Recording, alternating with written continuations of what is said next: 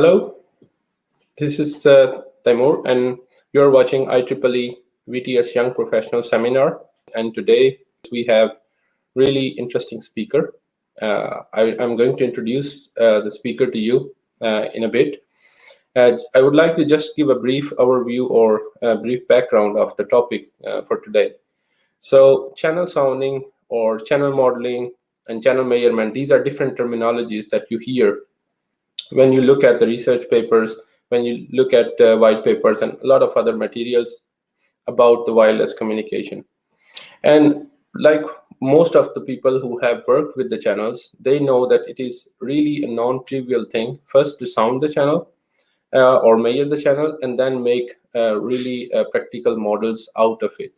So it's something really tricky, and then it sets the base for our wireless system designs later on and for their testing.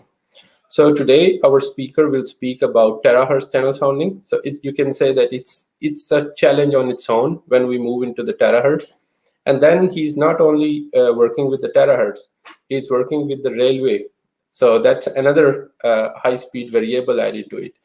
So for today we have our guest, Professor Guan. I would like to invite him to the stream. Welcome. So do you hear me? Yeah. Yes. Hello, Taimon. So, should I introduce or give some? Yes, please introduce yourself, and okay. The floor is yours.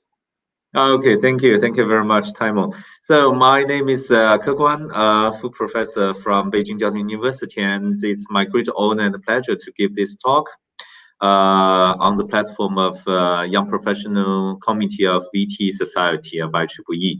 So thank you very much, Taimon, to invite me to introduce this story about smart rail mobility enabled by terahertz communication in the era of 6G.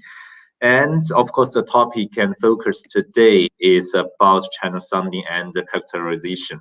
Yeah, of course, because when you talk about any new wireless communication technology, the baseline is to explore the propagation and wireless channel properties.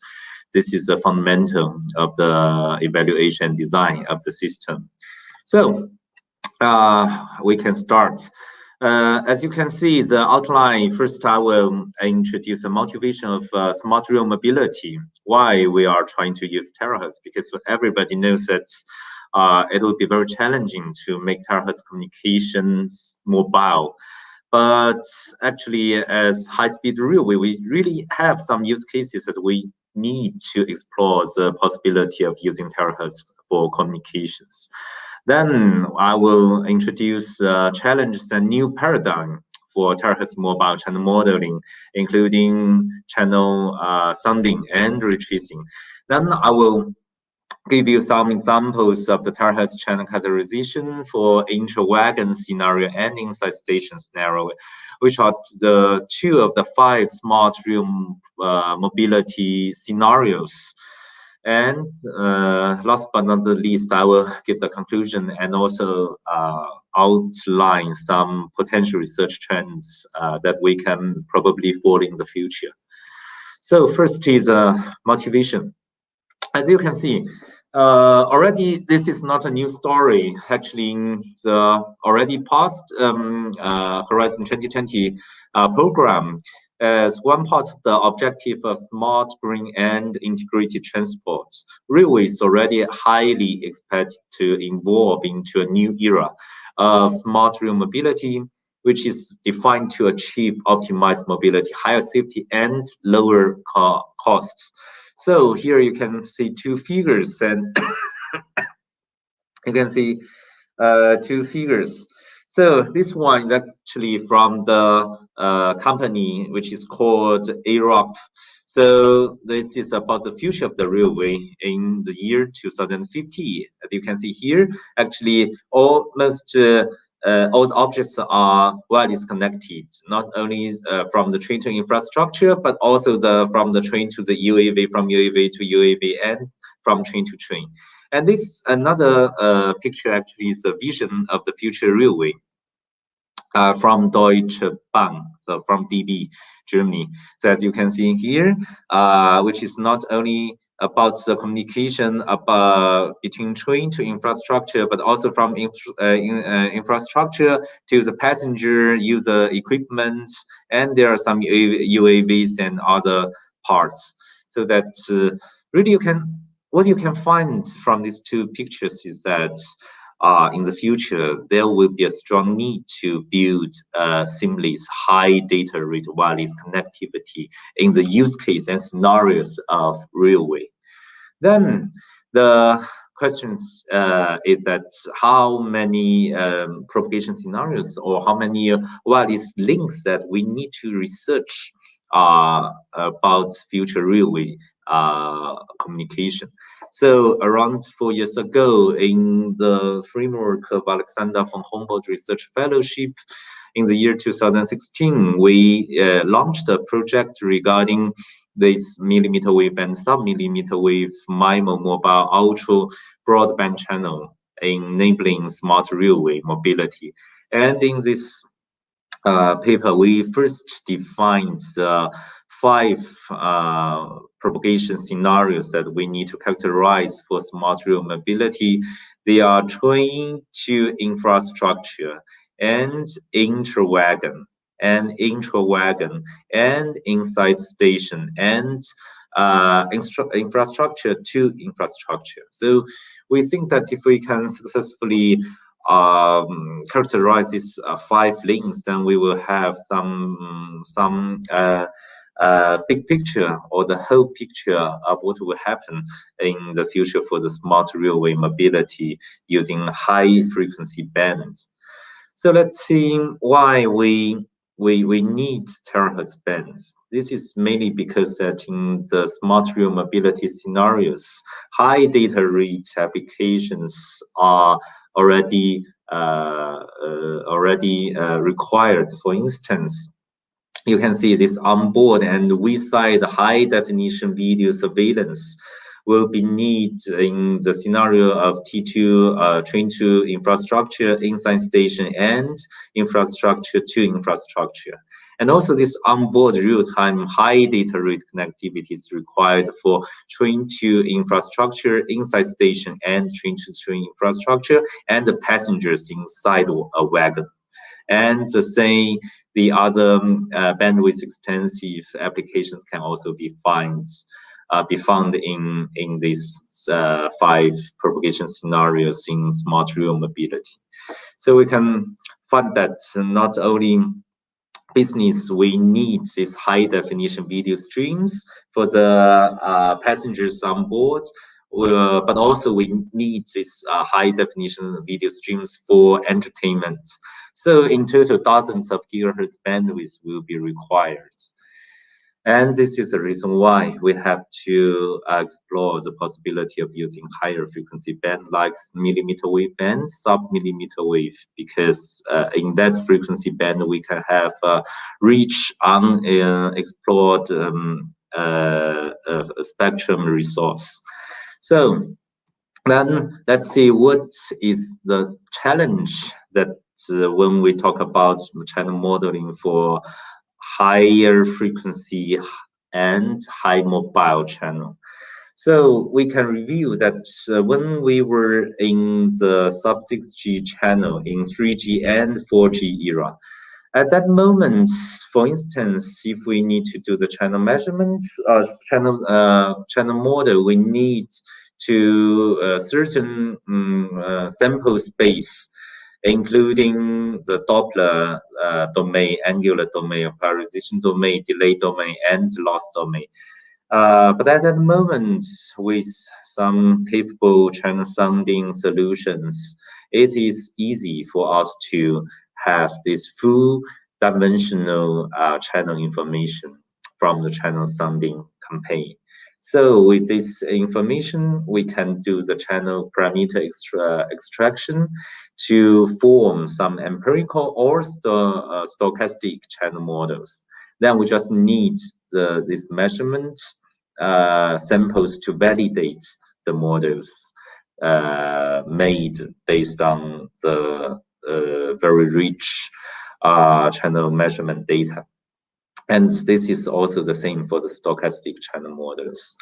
And then when we talk about millimeter wave channel in the era of 5G, so we still, in this circle, we still need this sample space for the channel modeling. But then we find that actually with millimeter wave frequency band, it would be practical for us to measure propagation loss, delay spread, and also polarization. But since there is high propagation loss at high frequencies, so usually we need to use highly directive antenna.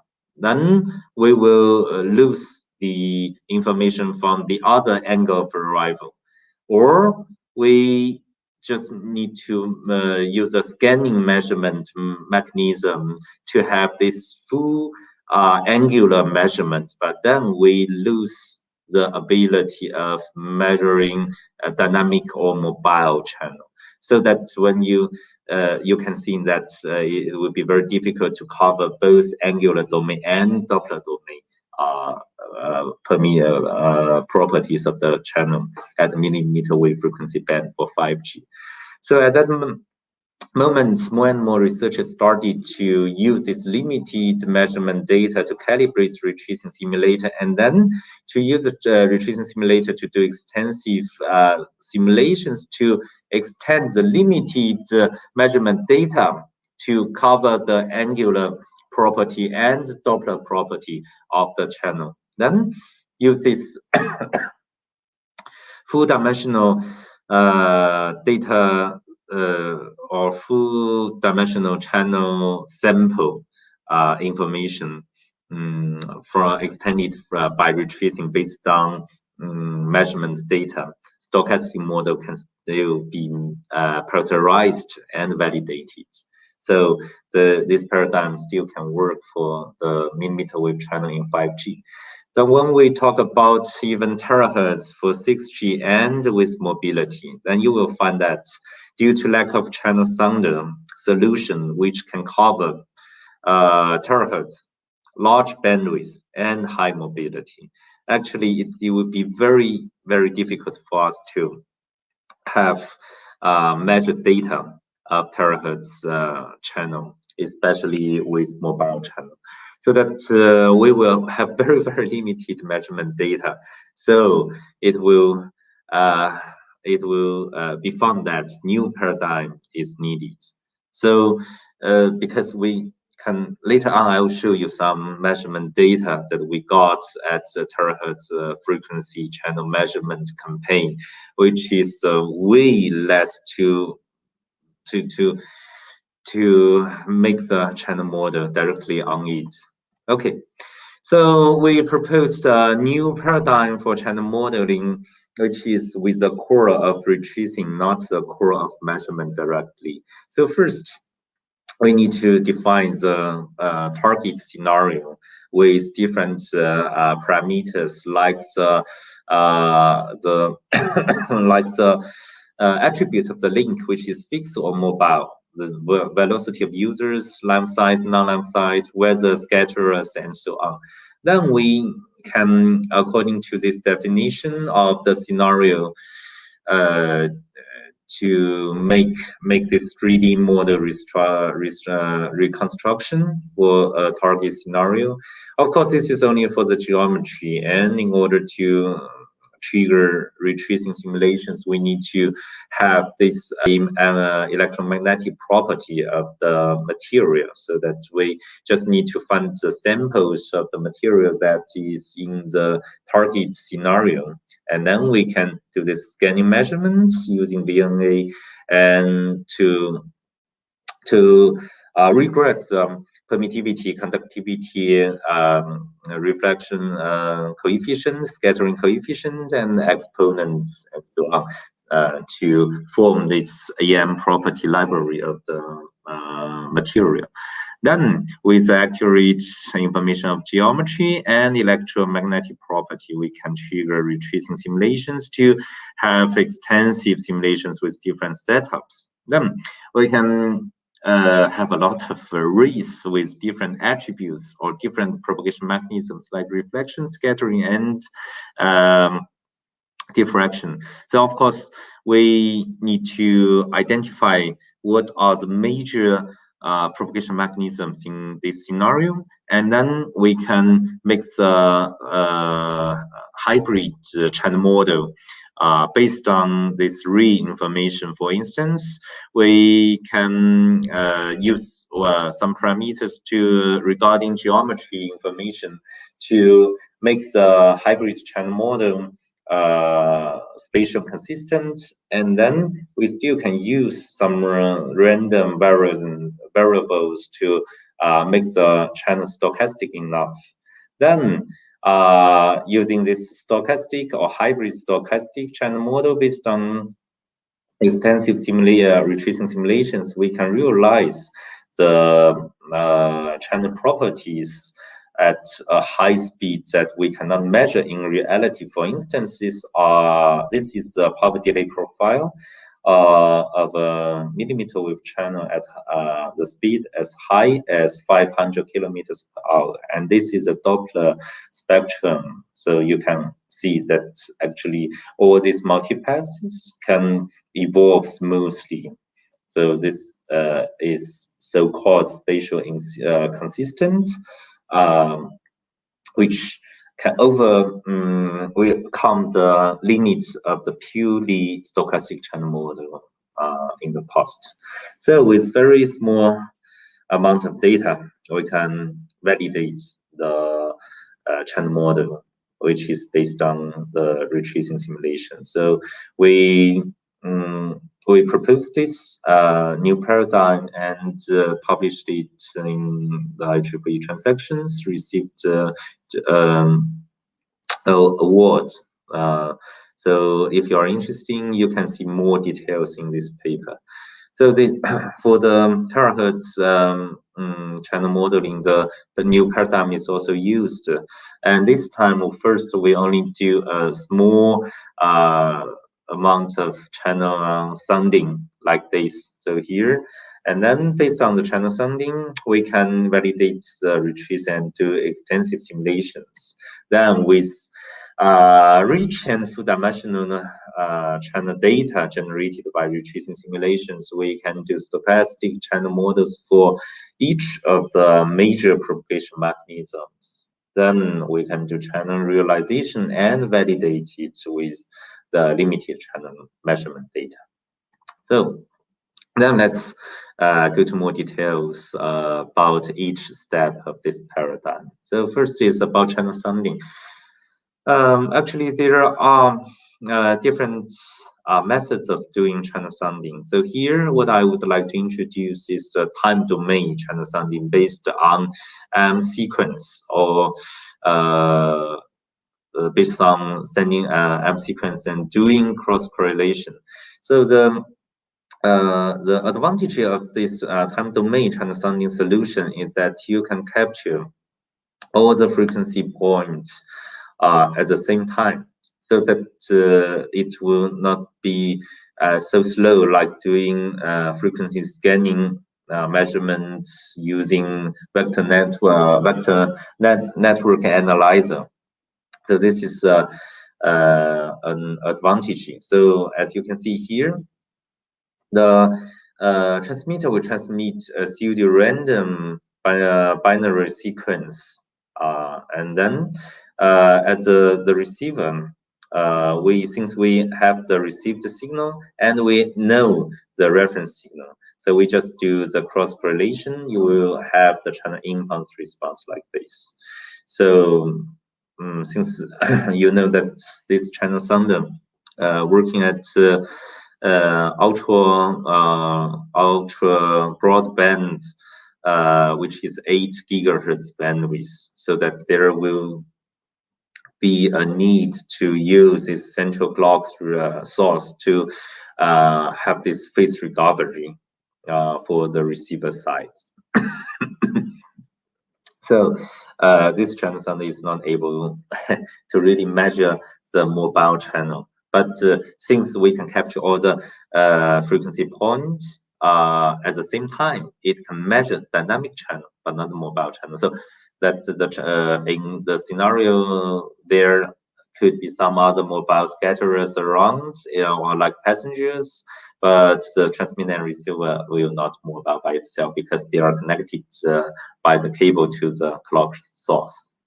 Okay, so this is what it looks like. So it's 9 gigahertz base IF, and we have 2 frequency extensions at 60 gigahertz and 300 gigahertz, and the full setup is up to 424 MIMO. And this is how it looks like. So as you can see here, since at terahertz band we have this highly directional antenna, then we need this rotation. You need to realize mechanical horizontal scanning. And this is a UWB transmitter, and this is 300 gigahertz frequency extension. Okay, and we did some test measurement in a classroom, and like this. So there's this horizontal scanning happening here. And then let's see, this is a measured angular domain, angular power spectrum with vertical polarization in the room, and this is a simulated result. And this is this is vertical polarization, and this one is horizontal polarization.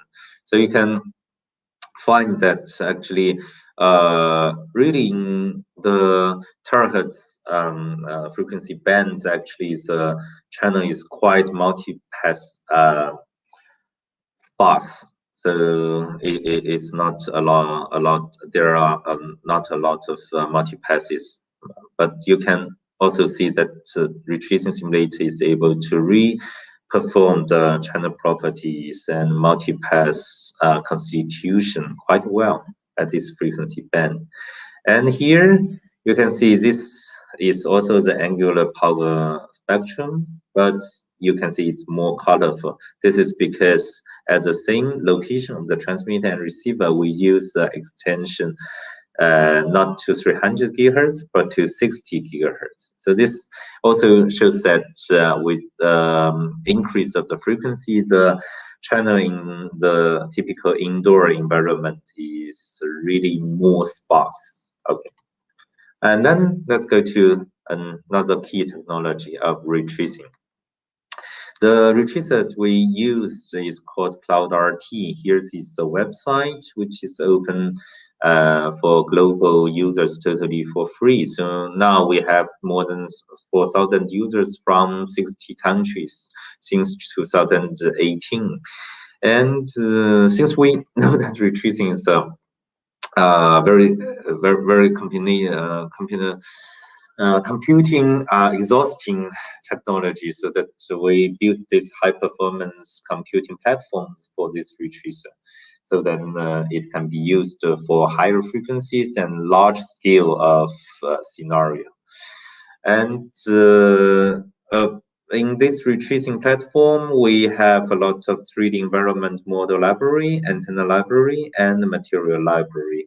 And as the users, you can upload your own antenna patterns or interested 3D model of environment, so that the other users can also use them. So this is like good contribution to the society. Okay. So then let's go to some technical results of our work. So first, this is a channel sounding measurement at 300 gigahertz with 8 gigahertz bandwidth with directional antenna with antenna gain of 15 dBi, and the main lobe of the antenna is 30 dB. So here is in the corridor of the wagon. So as you can see, because the equipment of this channel sound is huge, right? So you cannot really put it to the space where the user equipment will really appear in reality. So this is just reference measurement. You cannot use the data directly to form any channel model, because no user equipment will fly in the sky like in this setup. But this is the only setup that we can realize with this huge channel sounder. So this is the reason why I emphasize that we we can only need or we can only use the limited measurement data to validate or calibrate a retracer, and use that validated retracer to really have extensive simulations to have the channel data which is meaningful for users and the channel modeling. Here you can see this is an angular powered spectrum of this horizontal scanning, terahertz retracing, terahertz channel measurement. Here you can see this is noise floor, noise throat, and then you can see there are some multipasses. Okay, and actually they are from different angles of arrival. Here, the rising P factor is around 8 dB, which is not bad since there's a clear line of sight, and the arms delay spread is around 11 nanoseconds.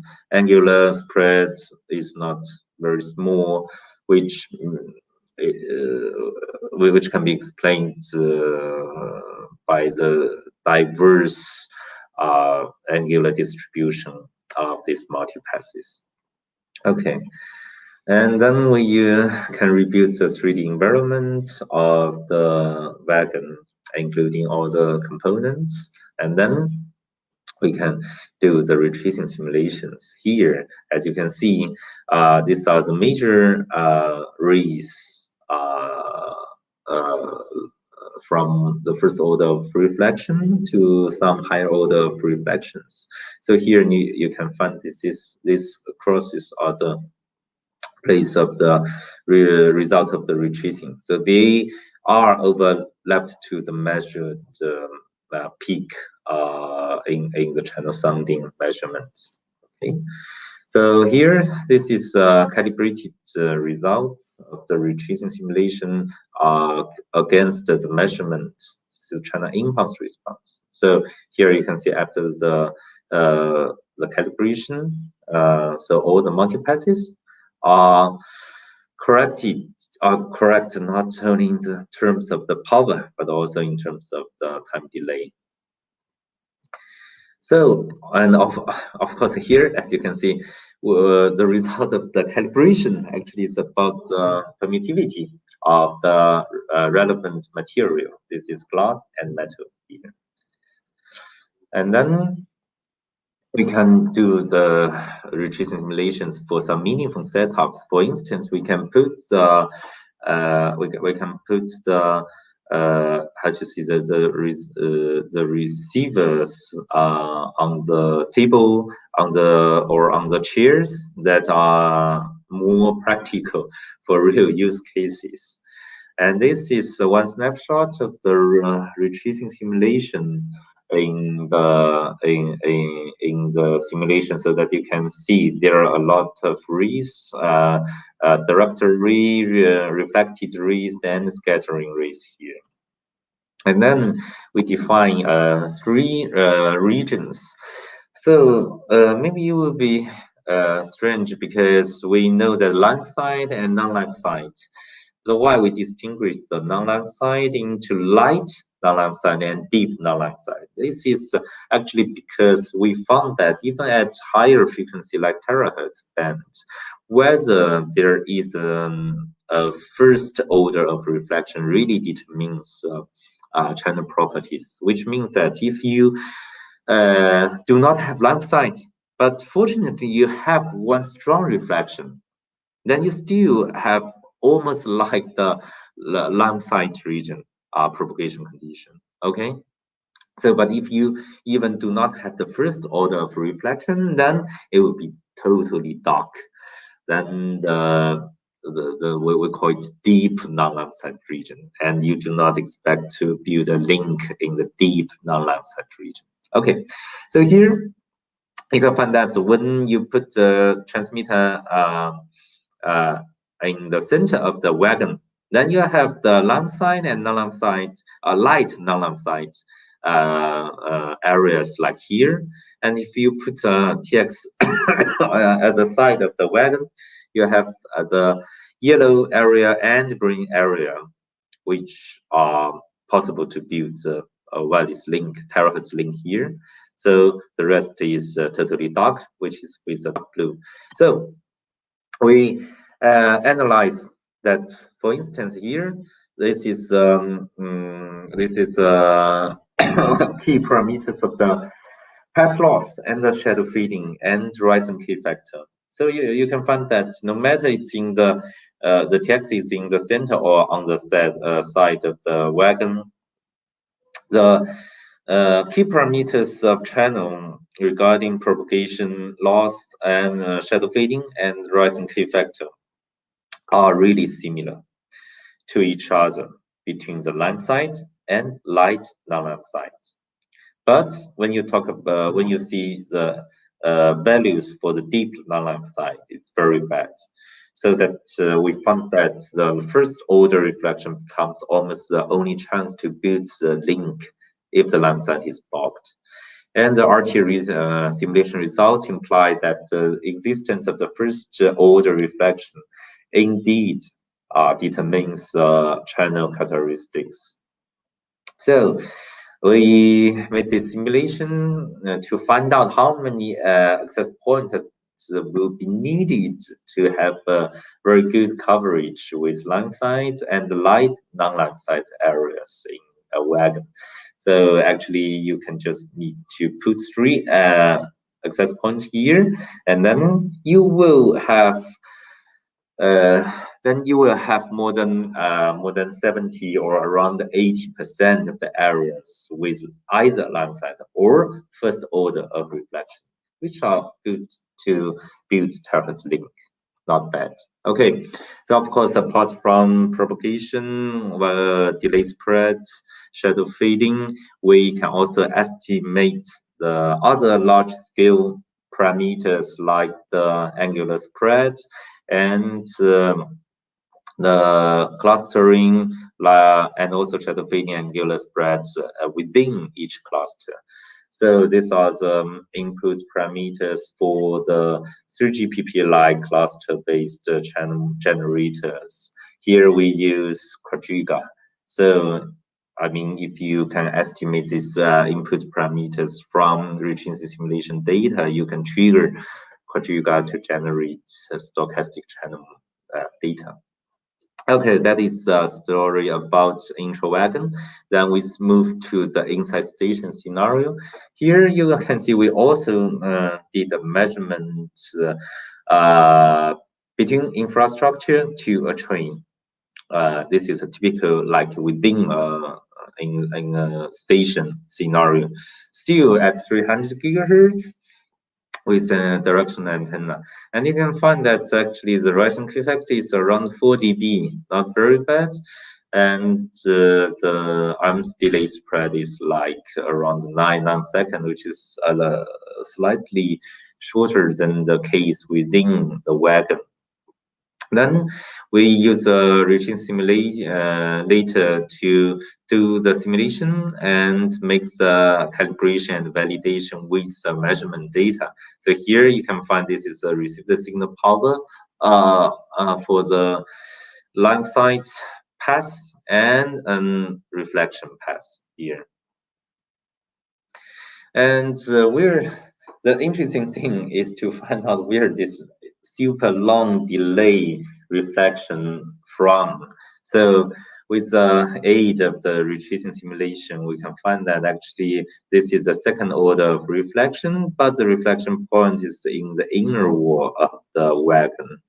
This is because in the inside station scenario, and also in this measurement campaign, we had this gate of the wagon open. So that this is a very interesting finding that in these scenarios, when the gate of the wagon is open, it's possible for the inner wall to form some super long delay reflection multipath.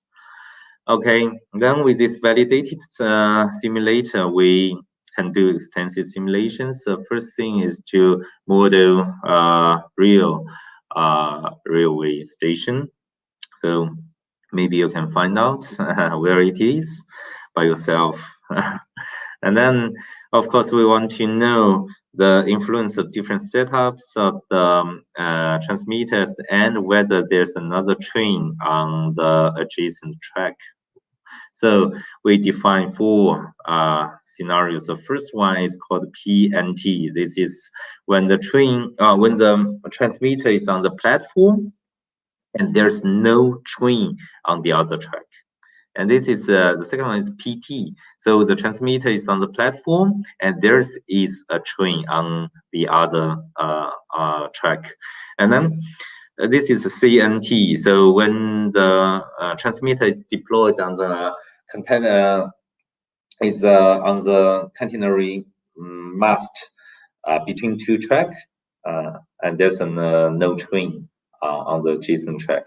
And this is CT. So when the transmitter is deployed on the catenary mast and there's another train on site. Okay, so let's see the interesting simulation results. First is about the path loss and shadow fading. So here you can find that there's a very regular fading pattern in these 2 cases. So here you can find that usually this regular fading pattern is related to Turing model. Actually, not only Turing model, but if you have 2 or some limited but strong enough reflection or multi-passes, then you have this interference regular pattern. So we go back to the simulation snapshot. You can find that here you have the long side, but then you have strong reflection from the upper from the floor of the station and also from the ceiling of the station. And this is also the situation here like this. But for another 2 cases, since there are no strong multi-passes like this, then you will find that the fading pattern is totally irregular. Here, this is a CDF about Ricon K factor. So here you find it very interesting is that for this one, you really have the line side, but you can see the median value of the Ricon K factor is even smaller than 0 dB. This is quite abnormal, right?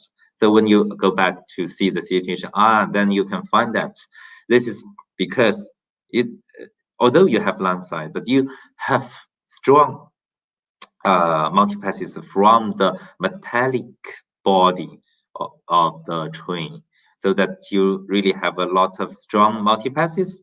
So then you have the very small Ricon K factor. Then this is like the metallic corridor or metallic confined space, like tunnel. This is a quite unique propagation condition that you need to consider when you design a communication system for this scenario.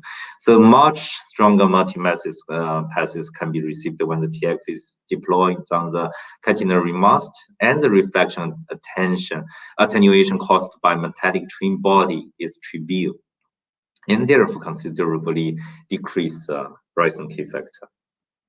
Okay, let's see the CDF of the angular spread of arrival and of departure. So here you can find this for these 2 scenarios. Actually, the angular spreads are much larger than the scenarios here.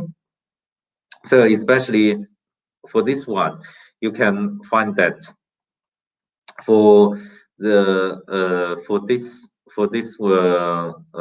situation, you will find that the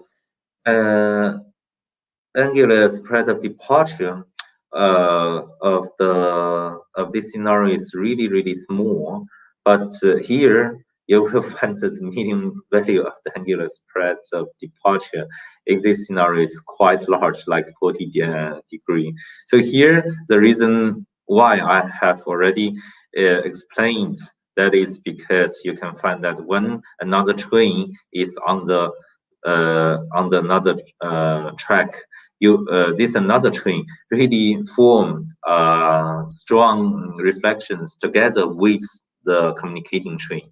But when there's no train on the adjacent track, then you will not have this strong multipath reflections from it. So here you can clearly see the influence of the other train on site, which is to generate strong multipasses to increase the angular spread of departure. Okay. And these are the CDFs of the elevation spread of arrival and departure. So you can see that the ESA and ESD are much smaller than those in the azimuth plane. So this means that if the TX and RX are vertically polarized and with a similar height, which are relatively high from the platform or ground, most of the multipasses are actually generated on the azimuth plane, which has potential to offer more diversity gain to the MIMO system, so that you really should utilize this angular spread in the horizontal domain or azimuth domain. Okay, so still we can estimate all these channel parameters based on the extensive retracing simulation data to feed into 3GPP light channel generators like Quadriga. And this is the result between the stochastic channel generated by Quadriga and the retracing simulator. Actually, they are quite good, having good agreements between each other. This is a path loss for the 4 scenarios of the inside station scenario, and this is a rise and K factor. So the Quadriga can generate stochastic channel data with the same statistic characteristics of the retracing simulation results. Okay.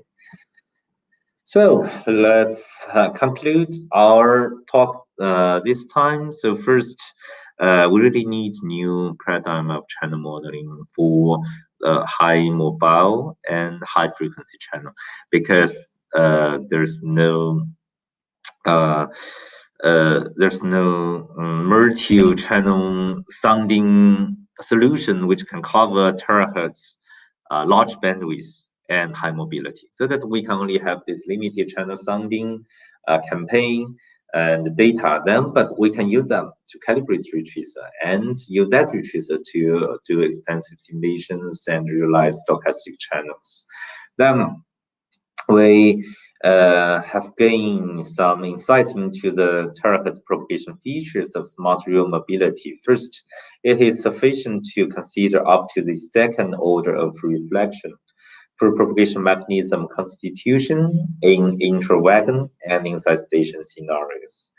And even without a line side condition, the terahertz link can be built if the first order of reflection exists in the intra-wagon scenario. So I have already explained that when you go to the details of the channel parameters, you will find that actually the channel properties of the lamp side and the light lamp side with first order strong reflection from the metallic inner wall of the wagon, they are quite similar. But if you even do not have the first order of reflection, then you fall into the total deep non-lamp side, and you do not expect to build any terahertz link in that situation. So for the significant objects, train wagons, glass windows, and any metallic objects with smooth surface and dimensions obviously larger than the wavebands of terahertz, should be considered in the 3D model with reconstruction. And for the system design, there are some special concerns. For instance, in the intra-wagon scenario, there may be multi-passes with the same delay, but with different directions, so that you really need retracer to help you to understand the measured multipass, because when you have this power delay spread, power delay profile, you will actually have some multipasses with the same delay, but actually they are from different angles, and they are from different objects. So by using ray tracer to do simulations, you can clearly see where they are from.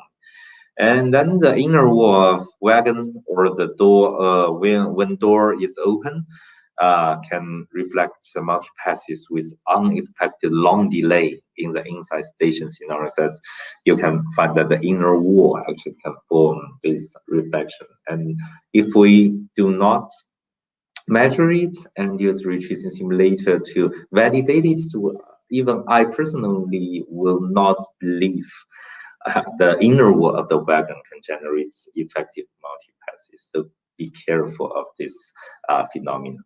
So this is all I would like to share with you regarding the current research results about terahertz channel in railway use case. Thank you very much. Thank you, Kay. Thank you. So nice to listen to your talk. And yeah, a lot of new things for me as well, because, you know, back many years back, we started with 6 gigahertz channel sounding, Sure. where we had opportunity to work together for some time in Braunschweig. So I would like to ask one question in this relation, that, you know, like you have worked with gigahertz band from 3 gigahertz, 6 gigahertz up to millimeter waves, and now you're working with the terahertz.